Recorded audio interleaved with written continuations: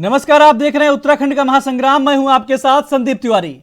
उत्तराखंड सरकार की प्राथमिकता में शुमार यूनिफॉर्म सिविल कोड का फाइनल ड्राफ्ट आज सीएम धामी को मिल गया है। प्रदेश में यूनिफॉर्म सिविल कोड को लागू करना भाजपा के मैनिफेस्टो में भी शामिल था।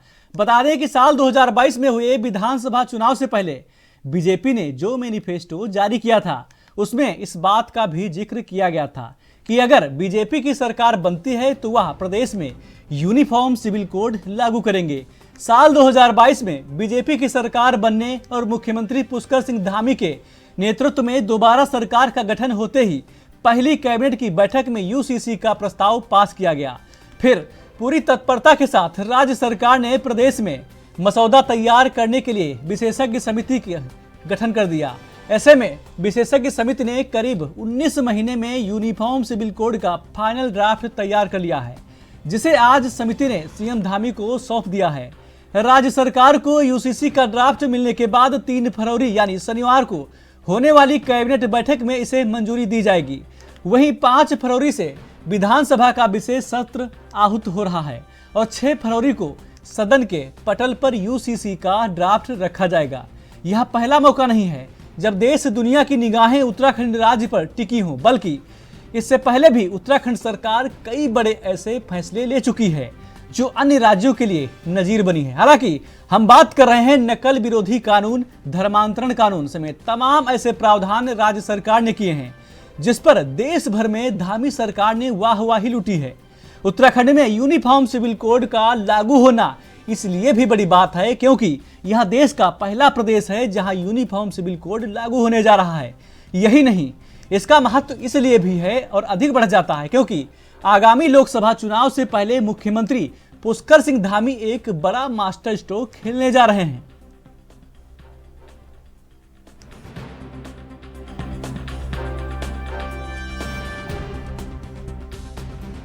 पहले तो आप सबका धन्यवाद करता हूं कि आप सबके द्वारा लगातार जब हमने पहली बार विधानसभा का उत्तराखंड का जो आम चुनाव हुआ था, उस चुनाव के समय आप सबके समक्ष हमने ये संकल्प रखा था, हमारे प्रधानमंत्री आदरणीय नरेंद्र मोदी जी के मार्गदर्शन में और उन्हीं की प्रेरणा से हमारी पार्टी ने ये संकल्प पत्र उत्तराखंड की देवतुल्य जनता के सामने रखा था कि नई सरकार के गठन होते ही हम सबसे पहले कोई काम करेंगे तो वो समान नागरिक संहिता को लाने के लिए कमेटी बनाने का काम करेंगे। उस दिशा में हम आगे बढ़ेंगे और हमने कमेटी का गठन किया और जो हमने वायदा किया था उस वायदे को आगे बढ़ाया सरकार गठन के बाद और 5 सदस्यीय कमेटी बनी।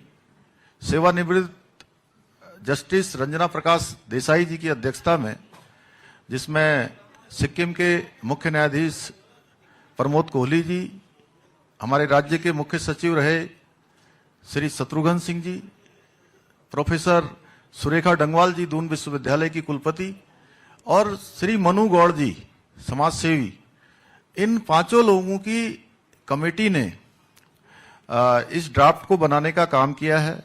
विभिन्न स्थानों पर गए हैं और ये कमेटी फॉर्म होने के बाद इस कमेटी ने 2 और उप समितियां बनाई। 2 उप समितियां बनाई जिसमें कि इसका प्रारूप तैयार करने के लिए और एक जनसंवाद कार्यक्रम करने के लिए। और पहली जो बैठक हुई, हमने उत्तराखंड के सुदूरवर्ती क्षेत्र, जिसको पहले उत्तराखंड का क्या देश का अंतिम गांव कहा जाता था, हमारे प्रधानमंत्री जी ने उस गांव को प्रथम गांव की संज्ञा दी माणा गांव। और माणा गांव से हमारे जो जनजाति समूह के लोग थे उनके साथ संवाद हुआ और संवाद में लगातार पूरे प्रदेश के अंदर 43 स्थानों पर जन संवाद के कार्यक्रम हुए।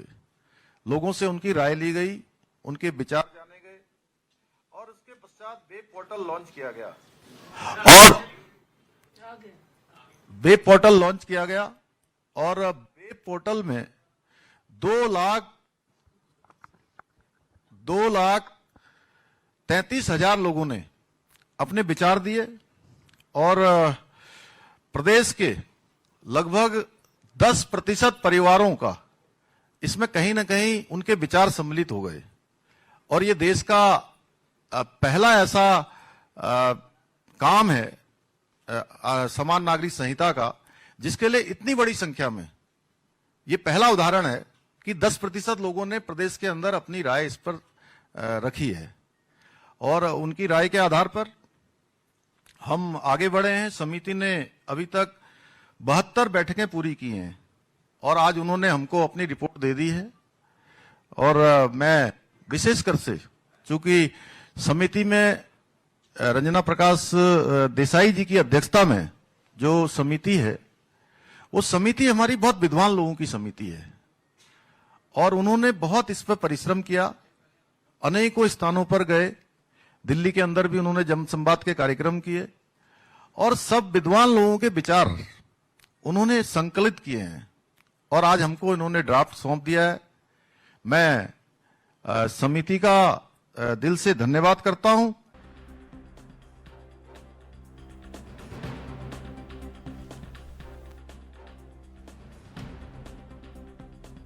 बता दें कि उत्तराखंड में यूसीसी को लेकर क्या कुछ हुआ है और इसमें क्या कुछ खास है।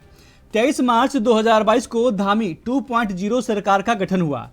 सरकार के गठन के बाद हुई पहली बैठक में यूसीसी लागू करने का निर्णय लिया गया।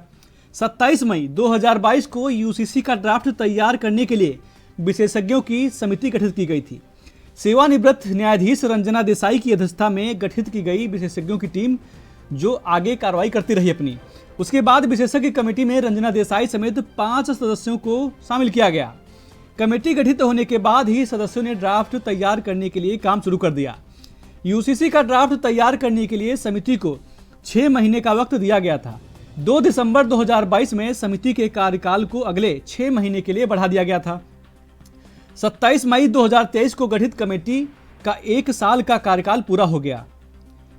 कमेटी की ओर से थोड़ा और वक्त मांगे जाने पर 4 महीने का और वक्त दिया गया था। 27 सितंबर 2023 को कमेटी का कार्यकाल समाप्त हो गया। कमेटी के अनुरोध पर समिति का कार्यकाल 4 महीने के लिए और बढ़ाया गया था। समिति का कार्यकाल 26 जनवरी को समाप्त होने से पहले चौथी बार बढ़ाया गया था। 25 जनवरी को यूसीसी का कार्यकाल 15 दिनों के लिए और बढ़ाया गया था। 2 फरवरी को कमेटी राज्य सरकार को जो ड्राफ्ट है वो सौंप चुकी है। 5 फरवरी को विधानसभा के विशेष सत्र के दौरान सदन पटल पर यूसीसी का विधेयक धामी सरकार रखेगी। साथ ही आपको यह भी बताते हैं कि यूसीसी का ड्राफ्ट कैसे तैयार हुआ है। यूसीसी का ड्राफ्ट तैयार करने के लिए समिति ने तमाम सुझाव लिए हैं। कमेटी ने ड्राफ्ट तैयार करने के लिए करीब 2.5 लाख से अधिक लोगों से सुझाव लिए हैं। उत्तराखंड के निवासियों, सरकारी और गैर सरकारी संस्थाओं, संगठनों से भी सुझाव लिए गए हैं। प्रदेश के विधायकों से भी समिति ने सुझाव लिए हैं। समिति ने प्रदेश के सभी जिलों में जाकर आम जनता से सुझाव लिए हैं। विशेषज्ञ समिति ने ड्राफ्ट के लिए प्रदेश के राजनीतिक दलों से भी सुझाव लिए हैं। यूसीसी ड्राफ्ट के लिए कमेटी ने विदेशों के कुछ कानून का भी अध्ययन किया है। यूसीसी का ड्राफ्ट तैयार करने के लिए गठित कमेटी ने ड्राफ्ट कर ली और मसौदा तैयार कर लिया है। उत्तराखंड में यूनिफॉर्म सिविल कोड ड्राफ्ट के मुख्य बिंदु क्या कुछ हैं वो भी आपको दिखाते हैं। पॉलीगैमी या बहुविवाह पर रोक लग जाएगी। बहुविवाह पूर्ण तरीके से बैन केवल एक ही शादी को मान्यता मिलेगी। लड़कियों के शादी की उम्र बढ़ाई जा सकती है। लड़कियों के शादी की उम्र 21 साल की जगह, आपको बता दें, माफ कीजिएगा, लड़कियों की शादी 21 साल तक उम्र की जा सकती है। लिव इन रिलेशनशिप के लिए एक डिक्लेरेशन होगा। साथ ही आपको बता दें कि लिव इन रिलेशनशिप में रहने वाले लोगों के माता पिता को ये जानकारी दी जाएगी। लिव इन रिलेशनशिप में रहने के लिए पुलिस के पास रजिस्टर करना होगा। उससे पहले आप लिव इन रिलेशनशिप में नहीं रह पाएंगे। उत्तराधिकार में लड़कियों को लड़कों के बराबर हिस्सा मिलेगा। एडॉप्शन सभी के लिए मान्य होगा। मुस्लिम महिलाओं को मिलेगा गोद लेने का अधिकार। गोद लेने की जो प्रक्रिया है वो सरलीकरण के साथ की जाएगी। मुस्लिम समुदाय में होने वाले हलाला और इद्दत पर रोक लग जाएगी। शादी के बाद रजिस्ट्रेशन होगा, ये अनिवार्य कर दिया जाएगा। हर शादी का गांव में ही रजिस्ट्रेशन होगा। बिना रजिस्टर की शादी अमान्य मानी जाएगी। शादी का रजिस्ट्रेशन नहीं होने पर किसी भी सरकारी सुविधा का लाभ नहीं मिल पाएगा। पति और पत्नी दोनों को तलाक के समान अधिकार उपलब्ध हो जाएंगे। तलाक का जो ग्राउंड पति के लिए लागू होगा वही पत्नी के लिए भी लागू होगा। नौकरीशुदा बेटे की मौत पर पत्नी को मिलने वाले मुआवजे में वृद्ध माता पिता के भरण पोषण की भी जिम्मेदारी होगी। अगर पत्नी दूसरी शादी करती है तो पति की मौत पर मिलने वाले कंपेसेशन में माता पिता का भी हिस्सा होगा। पत्नी की मौत हो जाती है तो उसके माता पिता का कोई सहारा ना हो तो उनके भरण पोषण की जिम्मेदारी पति की होगी। गार्जियनशिप, बच्चे के अनाथ होने की सूरत में गार्जियनशिप की प्रक्रिया को आसान किया जाएगा। पति पत्नी की झगड़े की सूरत में बच्चों की कस्टडी उनके ग्रैंड पेरेंट्स को दी जा सकती है। यूसीसी में जनसंख्या नियंत्रण का भी प्रावधान हो सकता है। जनसंख्या नियंत्रण के लिए बच्चों की सीमा तय की जा सकती है।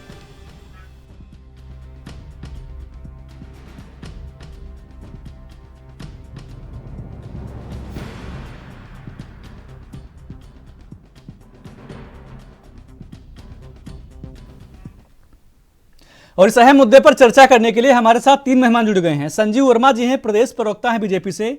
हरीश पनेरू जी हैं, प्रदेश महामंत्री हैं कांग्रेस उत्तराखंड से। साथ ही गणेश पाठक जी हैं, वरिष्ठ पत्रकार हैं। सबसे पहले संजीव जी आप ही का रुख करेंगे। संजीव जी, जो कमेटी बनाई गई थी, ड्राफ्ट मुख्यमंत्री को सौंप दिया, आगे क्या कुछ देखने को मिल सकता है? संजीव जी। उत्तराखंड युद्ध से लाने वाला पहला प्रदेश बनने जा रहा जी। है और पुष्कर सिंह धामी को और फिर अपने पार्टी के लिए शुभकामनाएं देता हूँ। तमाम उत्तराखंड वासियों की ओर से मैं शुभकामनाएं प्रेषित करता हूँ। जिस तरह से धनी माननीय उत्तराखंड हमारे मंत्रियों के परिवार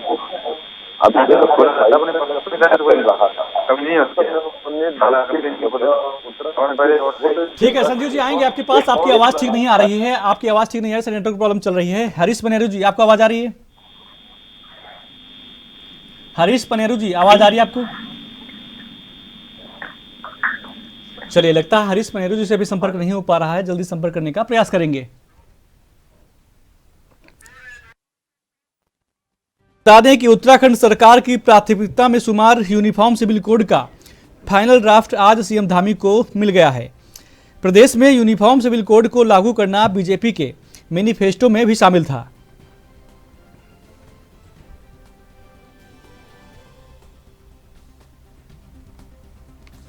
साथ ही आपको बता दें कि साल 2022 में हुए विधानसभा चुनाव से पहले बीजेपी ने जो मैनिफेस्टो जारी किया था उसमें इस बात का भी जिक्र किया गया था।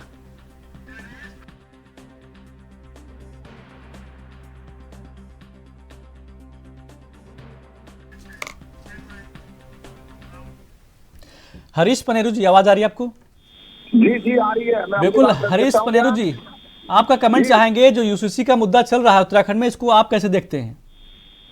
देखिए, ये जल जमीन और उत्तराखंड के जो मेन मुद्दे हैं, गरीबी, बेरोजगारी, बाढ़ से पलायन, इन मुद्दों को भटकाने के लिए खाली जनता का ध्यान चुनावी रूप में जनता को भटकाने का काम किया जा रहा है।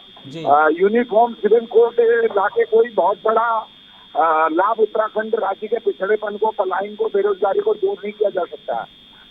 उत्तराखंड में इस टाइम जरूरत है लोकायुक्त की, जो भारतीय जनता पार्टी का 2014 का मैनिफेस्टो है, जिसमें इन्होंने कहा था कि भ्रष्टाचार मुक्त होगा उत्तराखंड और पूरा देश। उत्तराखंड में लोकायुक्त की पोस्ट खाली है, पहाड़ों से पलायन बराबर हो रहा है, मूल निवास और भू कानून की आवश्यकता है। इन कानूनों से लड़ने के लिए पहले शिक्षा, स्वास्थ्य, इन सब व्यवस्थाएं हो जाएं। जब आदमी सक्षम होगा तब किसी कानून का पालन करेगा ना। तो खुद ही अपने बुरे हालात, पहाड़ों पर खुद ही रहना नहीं चाहता है। पहाड़ों की हालत बहुत जर्जर है। इन सब कानूनों को एक झुंझुना है, ये जनता का ध्यान बांटकर धर्म के नाम पर राजनीति कर रहे हैं। उसी तरीके से कॉमन सिविल कोड भी, कॉमन सिविल कोड से पहले बेरोजगारी 70%, रोजगार का मुद्दा यहाँ आना चाहिए था, जिसको सशक्त से लागू होना चाहिए। यहाँ पर पहाड़ों से पलायन कैसे रोके, इस बारे में बात होनी चाहिए। वो कानून का ड्राफ्ट क्या हो, इस पर बात होनी चाहिए। स्वास्थ्य कैसे ठीक हो, इस बारे में बात होना चाहिए। मुझे ऐसा लगता है कि 2014 में जो इन्होंने वादा किए थे, देशभूमि की जनता चूंकि बहुत भावनात्मक है, जो झूठ बोलता है उसे माफ नहीं करती है, और आने वाले लोकसभा चुनाव में इनको इसका दंड मिलेगा, इसलिए भटकाने के लिए कॉमन सिविल कोड की बात कर रहे हैं। ठीक है हरीश जी, आएंगे। गणेश पाठक जी, आप सुन पा रहे हैं मुझे? जी जी, कैसे हैं? जी नमस्कार जी। सबसे पहले समझेंगे आपसे, जिस प्रकार से कांग्रेस का कहना है कि ये कोई बहुत बड़ी उपलब्धता नहीं है, इससे कोई जनता का हित नहीं होगा, आपसे समझेंगे कि जो यूसीसी का जो मुद्दा है उत्तराखंड के लिए, धामी सरकार इसको पेश कर सकती है अभी आने वाले विधानसभा सत्र में, आप इसको कैसे देखते हैं? देखिए, कॉमन सिविल कोड जो है ये भाजपा का एक कमिटमेंट था। जी और किसी भी पार्टी, अगर कोई पार्टी अगर अपना कमिटमेंट अगर पूरा करती है जी तो उस पर उस पार्टी को बधाई दी जानी चाहिए जी और उसका स्वागत किया जाना चाहिए कि उसने एक अपना कमिटमेंट पूरा किया। ठीक है, आज ये कैबिनेट की बैठक में आएगा और कैबिनेट की बैठक के बाद ये विधानसभा में लाया जाएगा, नहीं लाया जाएगा। वैसे लाया जाएगा क्योंकि लोकसभा का चुनाव है और चुनाव से पहले ये उसके पास एक और मुद्दा होगा कांग्रेस या गैर भाजपाई दलों को घेरने के लिए। जी और कॉमन सिविल कोड की जरूरत यहाँ पे है या नहीं है, उसका इम्पैक्ट क्या होगा, कैसा होगा, ये कुछ अनछुए पहलू हैं इसके। जी उन पहलुओं को जब विधानसभा में चर्चा होगी, जो हमारे विधायक होंगे सत्ता पक्ष और विपक्ष के, खासकर विपक्ष के, तो उस समय देखा जाएगा कि ये क्या चीजें इसमें आ रही हैं। अब जहां तक कांग्रेस प्रवक्ता पट्टू जी का सवाल है, उन्होंने अपने तरह से वो एक राष्ट्रीय पार्टी के प्रवक्ता है, ठीक है, उन्होंने जो अपनी बात रखी है वो बात भी वाजिब हो सकती है क्योंकि मतलब बीजेपी एक पॉलिटिकल दल है, सरकार भी मतलब उस पॉलिटिकल दल का ही हिस्सा है, मुख्यमंत्री उसी का है, तो ठीक है, मतलब उनका अपना कहना भी सही है। लेकिन दो तीन चीजें बहुत जरूरी हैं।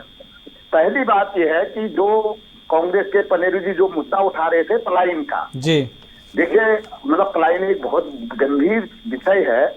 हालांकि इस विषय का यूसीसी से कोई संबंध नहीं है जी, लेकिन देखना होगा कि उत्तराखंड में जो रुड़की का इलाका है जी, हल्द्वानी भाबर का जो काशी जसपुर से लेके हल्द्वानी तक का इलाका है और कुछ जिला मुख्यालय है, इसी तरह से देहरादून का इलाका है, हरिद्वार का इलाका है, विकासनगर का है, वहां पे जो मुस्लिम समुदाय है वो मुस्लिम समुदाय पर इस यूसीसी का क्या फर्क पड़ता है, जो अभी हाईलाइट आप दिखा रहे थे और जो मुख्यमंत्री कह रहे थे, जो हाईलाइट हमारे पास है, जो यूसीसी का इनपुट हम लोगों के पास है, उसमें कुछ चीजें बीजेपी के लिए थोड़ा सा नुकसानदायक हो सकती है जी, क्योंकि भाजपा के पक्ष में जब ये तलाक का जो मुद्दा आया था, तलाक को जो उन्होंने नया अमेंडमेंट किया गया था, तलाक को लेकर, बहुविवाह को लेकर जो केंद्र सरकार ने एक फैसला किया था, उन फैसलों के साथ ये कितना मैच कर रहा है, नहीं कर रहा है, इससे क्या मुस्लिम समुदाय खुश होगा या नहीं होगा,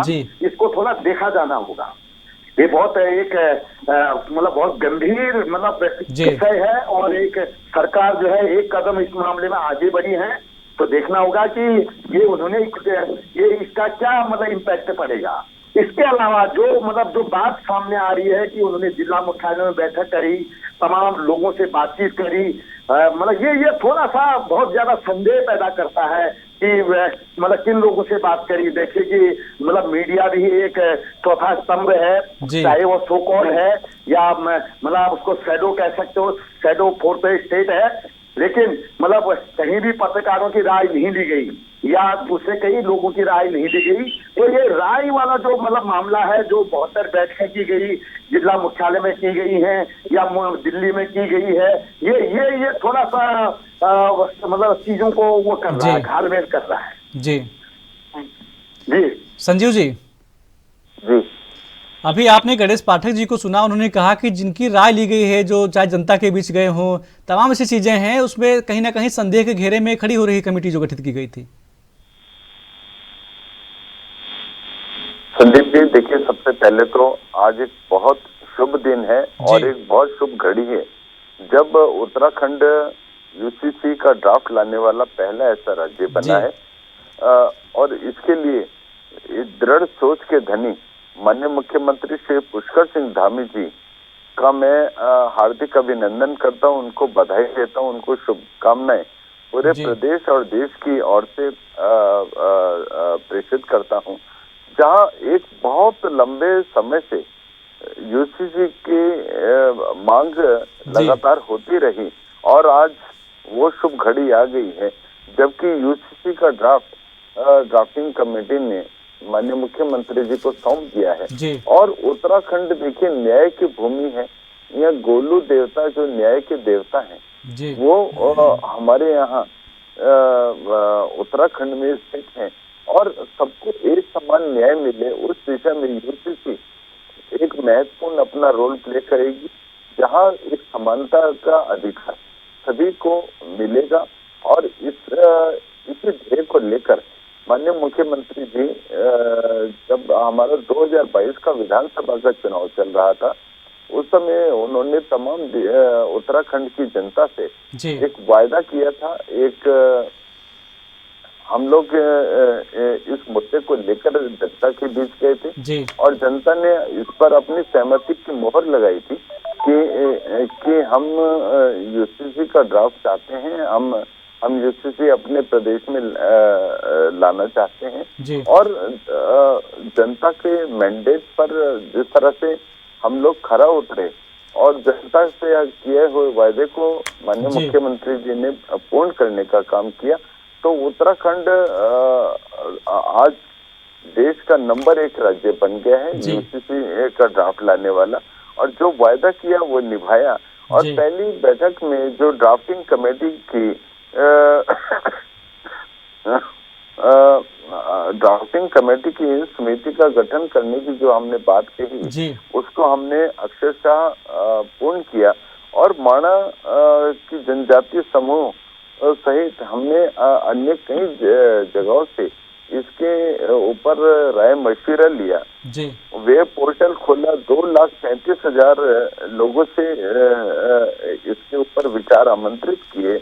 उत्तराखंड की लगभग 10% जनता इनसे इसके ऊपर विचार आमंत्रित हुए। और मैं सोचता हूँ दिल्ली सहित तमाम बुद्धिजीवियों के भी इसके अंदर विचारों का समावेश हुआ।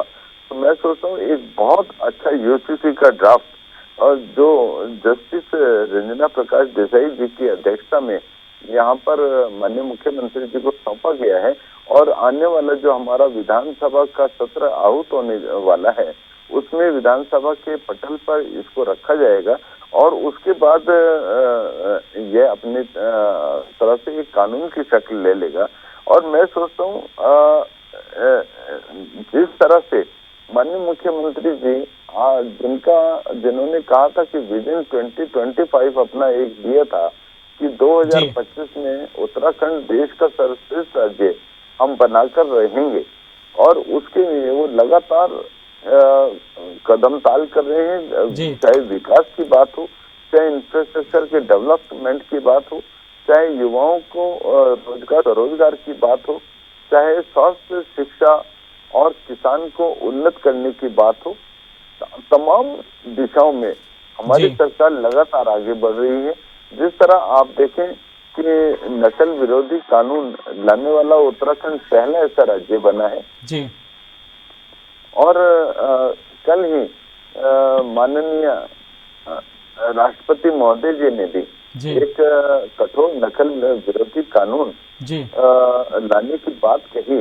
तो ठीक है संजीव। हरीश जी, आवाज आ रही है आपको?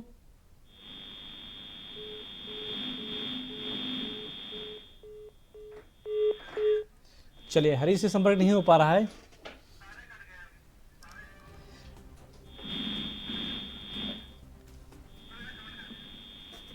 उत्तराखंड सरकार की प्राथमिकता में शुमार यूनिफॉर्म सिविल कोड का फाइनल ड्राफ्ट आज सीएम धामी को मिल गया है। प्रदेश में यूनिफॉर्म सिविल कोड को लागू करना बीजेपी के मैनिफेस्टो में भी शामिल था। बता दें कि साल 2022 में हुए विधानसभा चुनाव से पहले बीजेपी ने जो मैनिफेस्टो जारी किया था, उसमें इस बात का भी जिक्र किया गया था।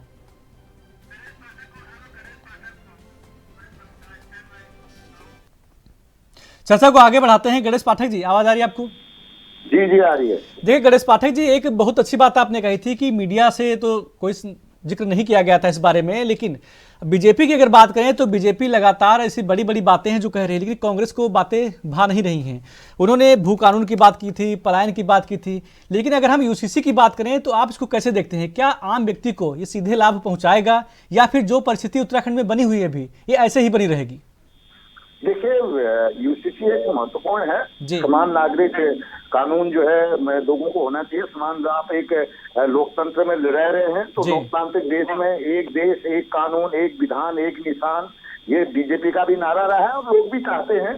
ये एक अच्छा कदम है, इसका स्वागत किया जाना चाहिए। मैं पहले भी कह रहा था आपसे कि जी। अगर कोई गवर्नमेंट, चाहे वो स्टेट गवर्नमेंट हो, चाहे वो सेंट्रल गवर्नमेंट हो, या आपके छोटी, मतलब जो हमारी छोटी सरकार है जिसे हम नगर निकाय या नगर निकाय कहते हैं, नगर निगम हो, नगर पंचायत हो, अगर वो अगर चुनाव के समय में अगर कोई कमिटमेंट अगर करते हैं और उसके बाद अगर वो पूरा करते हैं तो उसका स्वागत किया जाना चाहिए। मैं धामी जी के जो धामी जी ने कमिटमेंट किया था, धामी सरकार ने जो कमिटमेंट किया था, वो आज उन्होंने पूरा किया है। और हम चाहते हैं कि एक मजबूत, मतलब सभी वर्गों के हितों को लेकर ये कानून का सत्व इसको लाना चाहिए और कानून बनना चाहिए।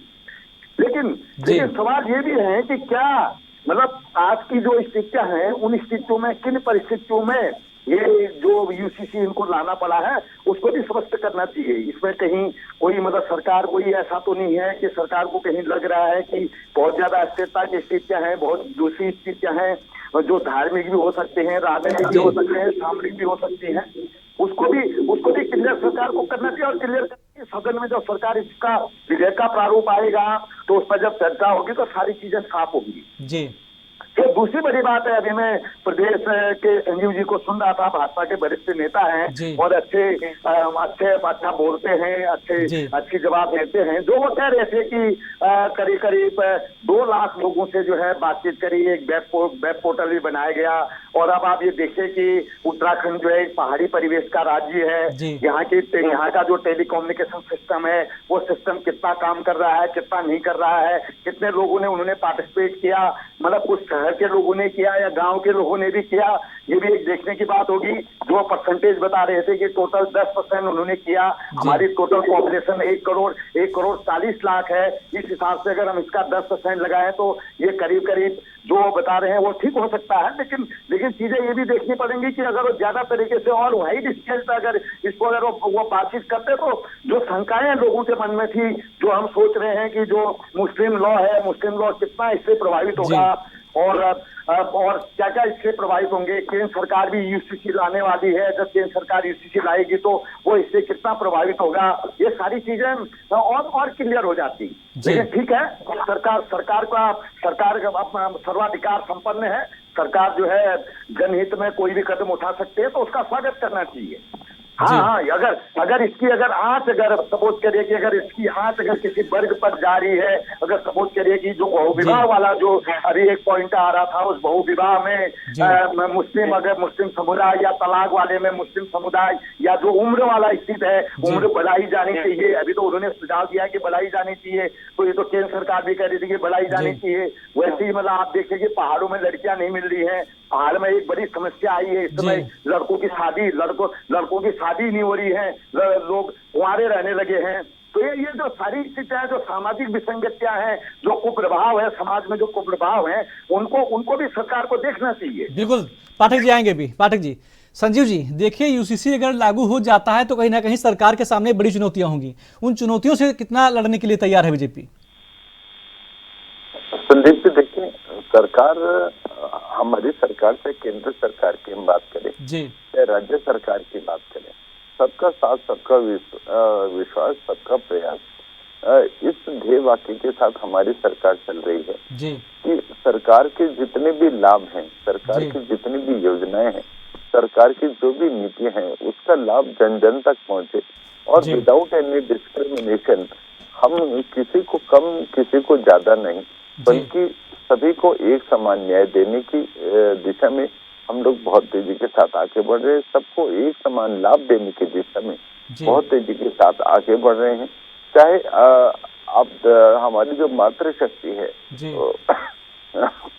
उनको जायदाद में समान अधिकार मिले, अपने जो पैतृक संपत्ति है उसमें समान अधिकार मिले, इस दिशा में हम बहुत तेजी के साथ आगे बढ़ रहे हैं। और जिस तरह से हमारे मुस्लिम समाज में मुस्लिम बहनों के साथ जो अत्याचार होता था, तीन तलाक बोलकर उनकी जिंदगी को तबाह कर दिया जाता था। जी उस 3 तलाक से मुक्ति दिलाई हमारे माननीय प्रधानमंत्री जी श्रीमान नरेंद्र मोदी जी के द्वारा जो एक विधेयक लाया गया था, जो एक कानून की शक्ल जिसने इख्तियार करी। तो जी। आज तमाम मुस्लिम बहनें एक सुकून की जिंदगी बसर कर रही हैं और वो हर पल माननीय मोदी जी की प्रशंसा करती हैं इस बात को लेकर कि 3 शब्द बोलकर जो दर दर की ठोकर खाने के लिए वो मजबूर हो जाती थी, उसके बाद उनके साथ क्या क्या जाती होती थी, हलाला और इद्दत और तमाम तरीके की जो दुश्वारियां उनको झेलनी पड़ती जी। थी, तो उन सब चीजों के ऊपर भी एक प्रभावी रोक लगी है। और जो हमारा यूसीसी आ रहा है उसके अंदर भी इन तमाम चीजों का प्रावधान है। गोद लेने के समान अधिकार, चाहे हिंदू है, मुस्लिम है, सिख है, ईसाई है, चाहे बौद्ध है, चाहे जो भी धर्म, सबके लिए एक समान बिल्कुल। न्याय। संजीव वर्मा जी रोकेंगे आपको, वक्त की कमी। संजीव वर्मा जी आप जुड़े, आपका धन्यवाद। साथ ही हरीश पनेरू जी जुड़े थे हमारे साथ, प्रदेश महामंत्री थे कांग्रेस उत्तराखंड से, आपका भी धन्यवाद। गणेश पाठक जी वरिष्ठ पत्रकार थे, आपका भी